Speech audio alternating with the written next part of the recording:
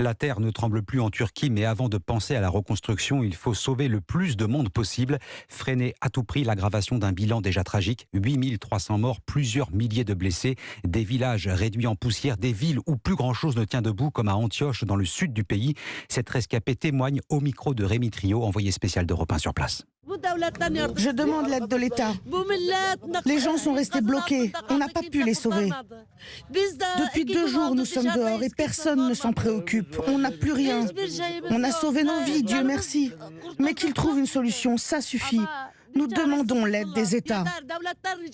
Un témoignage de cette habitante d'Antioche désemparée. À votre micro, Rémi Trio, on parlait de course contre la montre, d'autant plus tragique que la météo est épouvantable. Les secours s'organisent malgré tout et vous nous confirmez l'arrivée de l'aide internationale.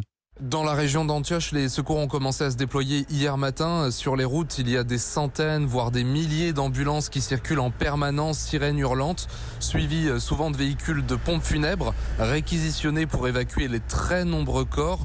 On voit aussi beaucoup de véhicules blindés. L'état d'urgence a été décrété hier dans les 10 provinces touchées par le tremblement de terre. À Antioche, les soldats participent aux opérations de sauvetage. Et puis, les premiers secouristes volontaires étrangers sont arrivés.